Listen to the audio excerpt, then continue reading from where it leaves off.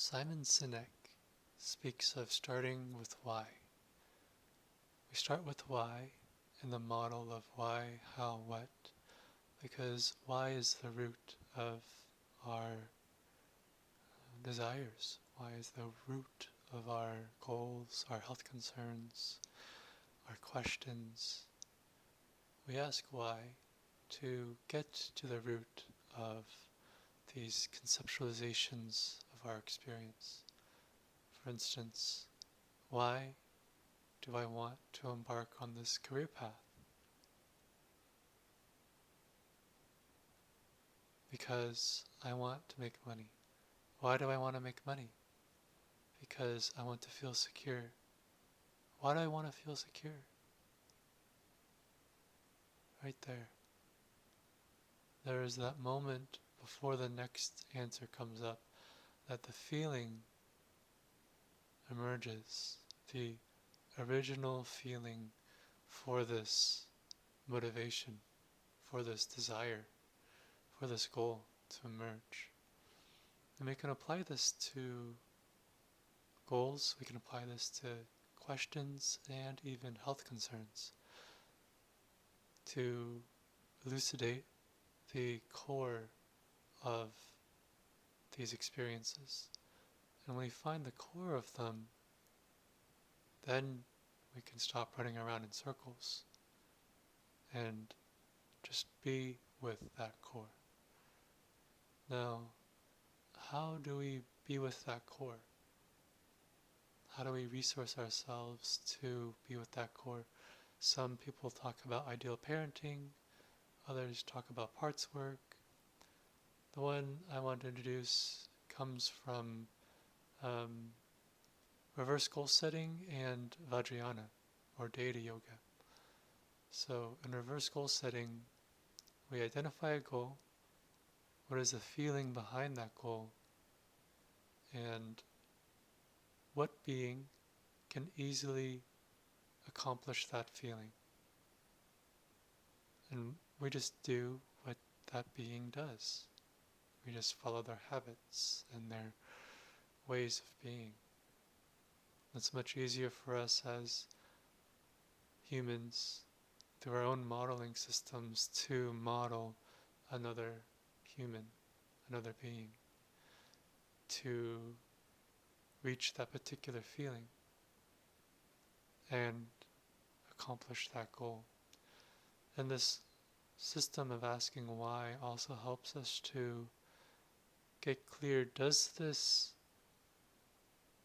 goal actually reflect my original feeling? Are my motivations coming through in the clearest way from the original feeling? If, like for example, the career example, I started with wanting this particular career, but in fact there is security that is at the root, the feeling of security. So what actually helps me feel secure? Maybe it's not the career so much as feeling like I myself am meeting my own needs. In the moment to moment. Stepping back. So I talked about reverse goal setting and deity yoga and Vajrayana. So on the path of awakening and liberation, we come in contact with all kinds of habituated actions that will shock us, startle us to our core to think that we originally had that motivation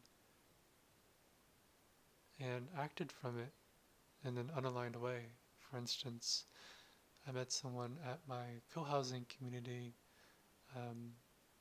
adventure in Arizona who said that she spent her whole life doing what she did to feel loved. And that was a great relief and a great sadness given her older age, that if she had learned how to feel loved to begin with how different her life could have been. And so she found her why, the core of herself, and is now working on what it means to move in alignment from that. And I keep getting off track from the deity yoga, Vajrayana, first goal setting.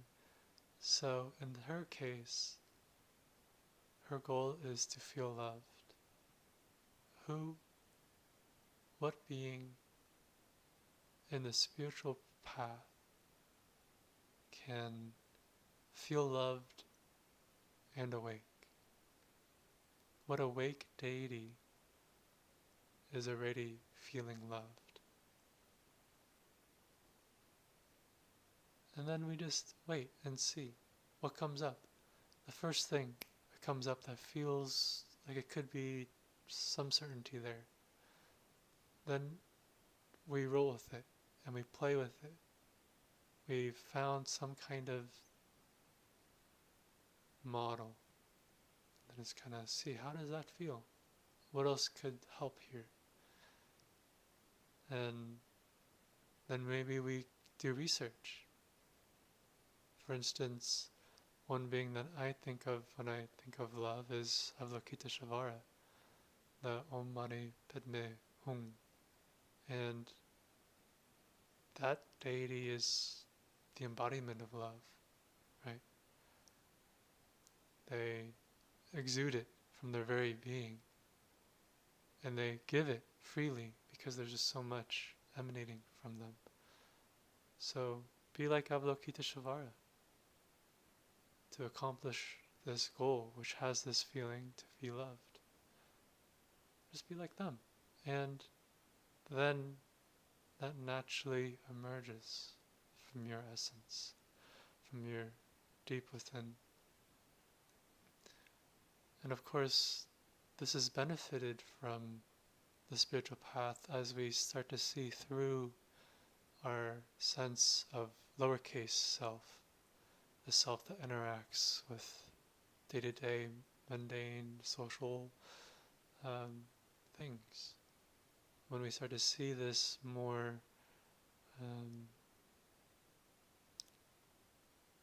transparent, then we can overlay these different models and be with that in the world instead. So this brings up an interesting experience where we can start to use a psychosomatic model. We can just flash a structure that helps us to feel directionally what being, what awake deity may easily achieve this feeling. And the universal mandala is one such example, where forward are the awake teachers, backward are the awake ancestors, the right side are the awake protectors, the left side are the awake nurturers or love, beings of love, up awake heaven or sky, universe, and down awake earth. So when I ask the question, what awake being, what deity can already feels this love emanating from them and in them, and I kind of just feel into my spacious experience, feel movement to the left, and then I can ask questions, prompt myself with containers of questions. Who is on my left that can achieve this feeling persistently, consistently, sustainably? Zooming in, oh, and then asking their name. Okay, Avalokiteshvara. So we're just prompting the mind, prompting the psychosomatic experience to help us obtain clarity with our motivations from a place of deep resource, awakeness, and beings who are awake, who can achieve these aspects of our experience. Good. So, part of the spiritual path exemplifies that desires become less frequent, less intense, less reactive, as motivations become clearer. And in other words, the fog is cleared of all these extraneous goals, because the feeling is at the core of these things. And if the feeling is at the core of these things, and we have ways to resource ourselves by asking for help from these deities to be like them, then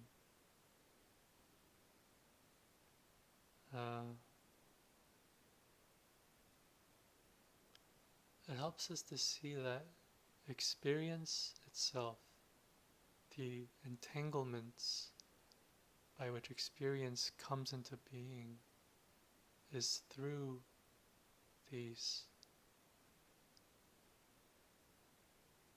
dense experiences, these some may call karmic knots or habituated actions, or these, what I would like to say them as toroids, these feelings with worlds emanating from them, like narratives, like sights and sounds in the mental apparatus. When we see them as none other than awakeness expressing itself, then every feeling that we experience from ourselves and others are awakeness, are none other than the very path that formulation, that habituated action, that feeling emerges from. It's in itself a complete expression of awakeness. There's nothing to have to do about it. Simply to see it as such. Because it is. Right? Everything here is just an expression of awake awareness at their root and at the superficial levels. So the path is to see that and rest in that with everything. Everything that emerges is none other than expressions of awake awareness. So there's nothing for me to do. Nothing for me to do. Little self can just rest.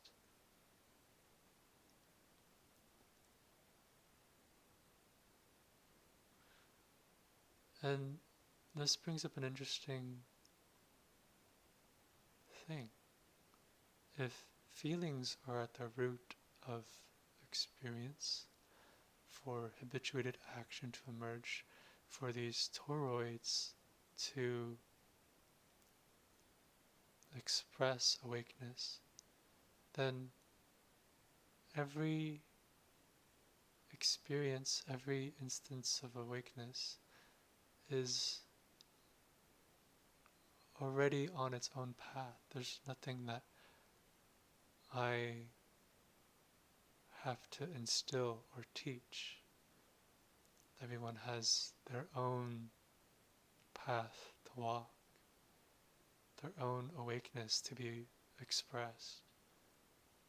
My awakeness cannot be your awakeness, because otherwise you would be me, or I would be you. And awakeness, of course, is already source. And there's a very unique expression between you and me.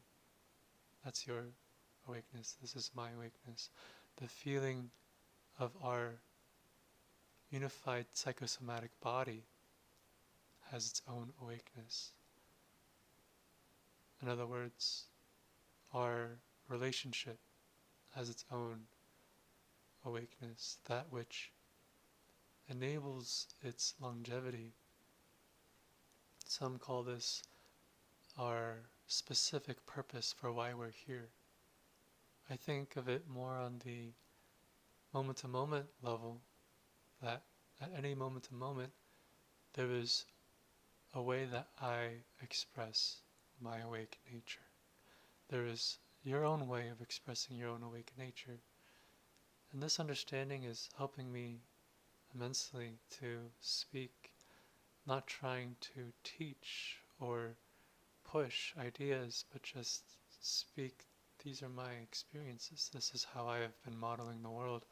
This is how my path has looked. And I hope it helps. I genuinely hope it helps you along your path of awakeness as you resource yourself to engage with these habituated actions and get to learn your roots and your motivations for why you do things. Dr. Tucker Peck says that our motivations are actually insane. And I am understanding more and more what he means by that. That these feelings really seem to run the show. And of course there's a spectrum of feelings, from peacefulness all the way to immense vividness and whatnot. Yeah. To explore these feelings, and each one of them having its own unique awake expression, nothing to do about it. I've been listening to a lot of micro solidarity and Tasshin and YouTube videos, and they seem to be talking about relating quite a bit. What does it mean to relate? And it's interesting as I'm exploring the universal mandala mapping of awake deities and starting to see awakeness in every being, the unique awakeness of every being. In Microsolidarity's part 2 with Andrew Rose, they talk about romance, marriage being like two people's traumatic expressions being able to complement one another, to what I would say give rise to longevity. So I'll know my partner's triggers and they'll know my triggers, and we'll kind of help each other along our path. I think of this through the lens of feeling, through the lens of the unique expressions of awake awareness for each individual experience. Within this universal mandala map, there is a kind of pull, a yin and a yang, between the beings of love and the protectors, the teachers and the ancestors, heaven and earth, such that there is an attraction between them. I'm still playing with this idea, I admit. I'm not sure exactly how it's going to look, but I think there is something interesting about these roots of awakeness, the feelings, the knowledge of awakeness that ripples, undulates out, and is in my own unique expressions. And that awakeness comes from a very specific being called Michael, asking very specific questions of the universe that I can't even voice. It's simply what drives me, what gives me longevity here. And those very ripples from this central channel along the toroid touches along others' fields, interacts with them, and the ones by which my undulating field helps fill their cup is the relationship that will be fostered. If there's dissonance, then it's not going to be fostered. In other words, I can rest in my own unique awake expressions, see others' unique awake expressions, and feel for the person, the partners, the friends in my life who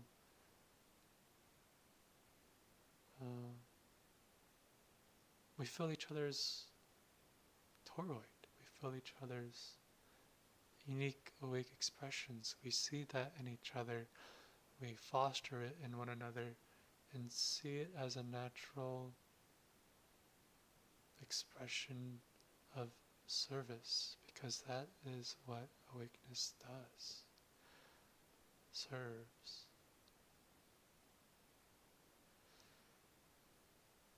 So, yeah.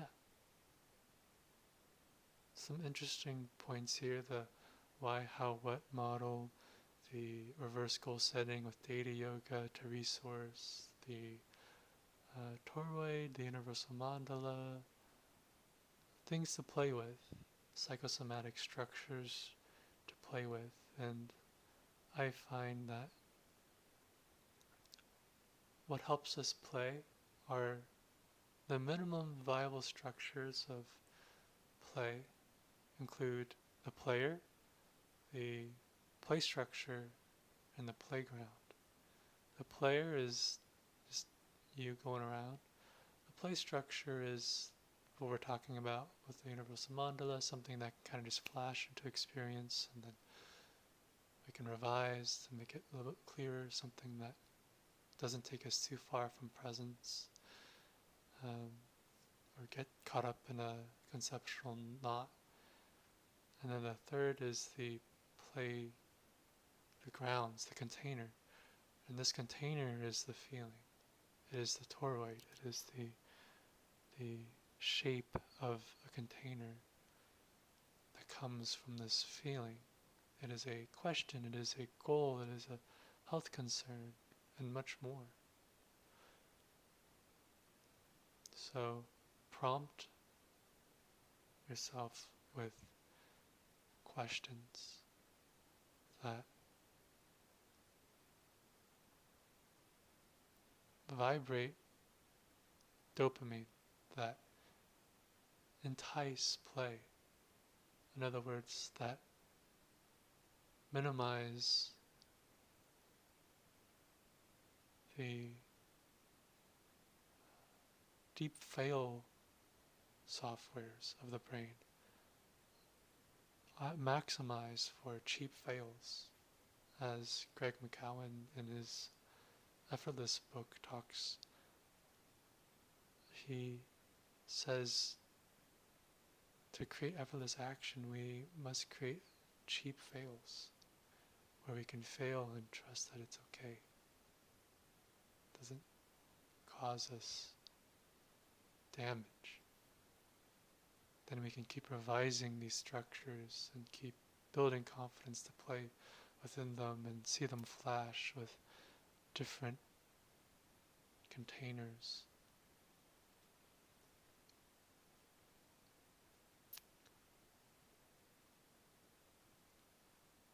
and see how this extends outward relationally, how this plays a role in how we interact with the people around us to foster deeper understanding, to foster understanding of feelings. And maybe not just feelings, but I guess it would be the feeling of awakeness, where it doesn't sit in the cognitive, trying to always see awakeness, but to feel it. Feel and believe awakeness. That is uh, where I'm exploring my spiritual path right now, to rest in that feeling, that belief. This is awake, which feels like central channel alignment. Anyway, my favorite number, 26, I am done.